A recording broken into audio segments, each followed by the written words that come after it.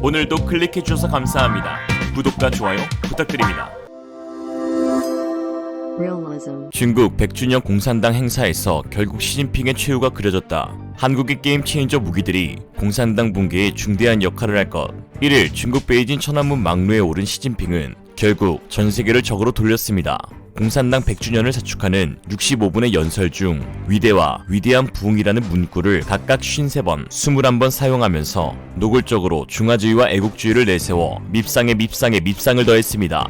특히 수많은 헛소리 가운데 백미는 미국과 서방 진영을 겨냥해 중화민족이 멸시와 괴롭힘을 당하는 시대는 끝났다. 외부 세력이 우리를 괴롭히면 14억의 인민의 피와 살로 만든 강철 만리장성에 머리가 깨져 피가 흐를 것이라는 발언이었습니다. 맞는 말이죠. 처맞는 말. 그동안 세계를 향한 괴롭힘의 주체는 늘 중국이었고 그로 인해 머리가 깨진 것도 오히려 중국입니다. 깨져서 저러나 싶습니다. 기념식을 내내 생중계해야 한 중국중앙TV 등 관영 매체 또한 패기와 자신감으로 가득한 젊은 당원들을 자주 내비쳤습니다. 일각에서는 이날 청년들의 일사불란한 모습이 문화대혁명 당시 마오쩌둥을 지지했던 홍위병을 연상시킨다는 평까지 내놓고 있습니다. 문화대혁명의 결말은 다들 아실 것입니다. 노림수가 아닌 무리수가 될 것이죠. 광장에 운집한 7만 명의 군중은 이날 시진핑의 연설 중 대만 통일과 외세 개입 반대를 강조할 때 특히 가장 많은 환호를 보냈습니다. 지금 중국과 시진핑이 가장 중요하게 생각하는 핵심 이익이 무엇인지 잘 알려주는 대목이죠. 세계를 등지고 고립의 길에 스스로 들어서고 있는 시진핑은 대만 통일을 추진하고 홍콩 등 특별행정구에서는 중국의 전면적인 통치권을 실현해야 한다고 강조했습니다. 이때 모든 군중은 기립박수로 환호했죠. 사장님, 여기에 핵폭탄 한 방이요. 이날 기념식에 참가한 군중은 1951년 베이징 선농단 체육관에서 열린 공산당 30주년 기념식 인원 4만 명을 넘어서는 최대 인파였습니다. 기념식에서는 5세대 제20 스텔스 전투기 등이 참가한 에어쇼도 등장하면서 국방력을 과시하기도 하였는데요.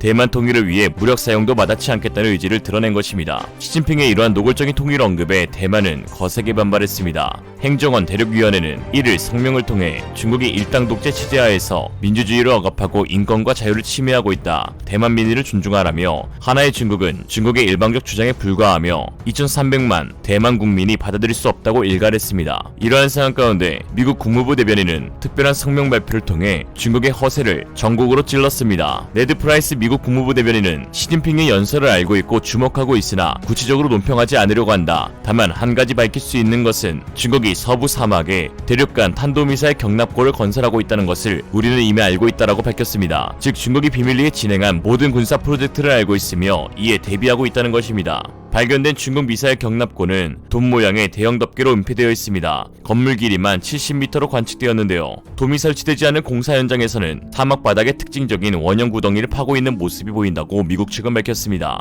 위성 사진을 공개한 제프리 루이스 비확산 연구센터 소장은 워싱턴 포스트와의 인터뷰에서 이 경납고는 여러 개의 탄두를 싣고 15,000km 떨어진 목표물에 도달할 수 있는 중국 대륙간 탄도미사일 둥펑 41일 가능성이 있다며 중국이 다른 부지에 건설 중인 것과 합하면 총 145개의 경납고를 새로 짓고 있는 것으로 추정한다고 말했습니다. 워싱턴 포스트는 미사일 경납고는 분석가들에 의해 쉽게 발견되고 핵전쟁 초기에 정밀 유도 미사일에 의한 파괴에 오히려 취약한 부분이 있다며 그럼에도 경납고를 일시적으로 늘리고 있는 것은 합계 핵탄두 1만여 개를 보유한 미국에 비해 상대적으로 약한 중국의 확장 억제 전략일 수도 있다고 밝혔습니다. 즉 중국의 허세는 이미 간파되었고 미국은 그에 상응하는 대비책까지 모두 갖추고 있다고 말하는 것입니다. 그럼에도 정신 차리지 못하는 중국은 연일 대만 상공으로 전투기와 폭격기를 띄우고 있습니다. 이에 미국이 무기 판매를 넘어 대만과 실질적 군사 조치를 취해야 한다는 요구가 거세지고 있는데요. 미국은 중국을 겨냥해 꾸준히 대만과의 군사협력 강도를 높여왔습니다. 지난해 11월 대만 해군은 그간 쉬쉬하던 미군 특수부대와의 연합훈련 사실을 공개했고 지난달 미 상원의 원단은 C-17 대형 전략 수송기를 타고 대만을 찾았습니다. 미 군용기 궤적이 대만으로 향하기만 해도 호들갑을 떨던 중국에게 그야말로 한방 먹인 것이죠. 미 의회도 초당적으로 중국 제재에 가세했습니다. 마르크 루비오 등 여야 상원의원 42명은 미국과 대만이 5년 만에 무역투자 기본협정 협상을 재개한 지난달 30일 대만계 미국인 캐서린 타이 미 무역대표부 대표에게 서한을 보냈습니다. 표면적 이유는 대만과 티파를 조속히 체결하라는 것입니다. 단순한 협정으로 보이지만 사실 티파는 국가 간 협정인 만큼 성사되면 대만을 국가로 인정하는 것과 다를 바가 없습니다. 즉 중국이 주장하는 하나의 중국 원칙에 정면 배치되는 것이죠. 루비오 의원은 홍콩 민주화를 지지하고 신장 지역 인권 탄압을 비판한 이유로 중국의 제재 명단에 올라있는 미 정치권의 대표적 반중 인사입니다. 그런데 서한에는 더 중요한 내용이 담겼습니다. 의원들은 미국의 친구 대만은 우리가 인도태평양에서 원하는 모든 것이라며 대만의 전략적 중요성을 유독 강조했는데요. 미국이 중국을 봉쇄하려는 인도태평양 전략에 대만을 끌어들인다는 것입니다. 4개국 안보협의체 쿼드는 물론 림팩에 대만이 참여할 길이 열릴 수도 있다는 셈입니다. 미국의 이러한 움직임에 대가리를 깰 것이라며 으름장을 놓고 있는 중국은 최근 대만 공격 시나리오를 담은 기사와 애니메이션 영상을 공개했습니다. 중국 공영기업 중국 선박공영그룹이 발간하는 월간지 함선지식은 이를 자신들의 소셜미디어에 통일전쟁의 서막 대대만 연합화력 공격 3부곡이라는 제목의 기사와 동영상을 올렸습니다. CSSC는 항공모함 등을 건조하는 중국 최대 조선기업입니다. 잡지는 중국군의 대만 공격을 가정해 전쟁 초기 과정을 3단계로 나눠 서술하고 공격에 쓰일 중국군 무기들을 구체적으로 등장시켰습니다. 1단계는 탄도미사일을 동원해 대만의 공항, 레이더, 미사일 요격 시스템을 무력화시키는 단계입니다. 중국군 스텔스 무인기인 궁지11이 방공망 파괴 여부를 관찰 평가합니다. 2단계에선 인지91 등 순항미사일 등을 이용해 군사기지, 통신시설, 항구에 정박 중인 군함을 공격하고 3단계에서는 함포를 이용해 지상군 상륙에 방해되는 장애물을 제거하는 방식입니다. 기사를 바탕으로 제작된 애니메이션 영상에서는 둥펑 16, 15, 10을 비롯한 중국군 탄도미사일이 수십 개의 흰띠를 이루며 대만 해협을 가로지르고 일부는 타이베이의 유명한 고층 건물인 타이베이 101빌딩을 스쳐가는 장면이 나옵니다. 2019년 중국군 열병식에서 처음 공개된 초음속 탄도미사일 둥펑 17이 마하 10의 속도로 떨어져 대만군의 패트리엇 방공 미사일 시스템을 무력화시키는 장면도 있습니다. 영상 속에서는 중국군이 미사일 구축함을 동원해 대만 해협을 봉쇄하고 적, 미군 2개 항모 전단이 우리 해역에 접근 중이라는 말과 함께 항공모함에서 젠15 전투기가 이륙합니다. 중국이 대만을 향한 무력 통일을 시사하며 동북아 평화를 위협하고 있는 상황에서 한국도 이에 상응하는 군사적 전략을 취하고 있습니다. 특히 한미미사일 지침 종료를 통해 탄도미사일의 사거리 제한이 풀린 것을 대표적으로 들 수 있는데요.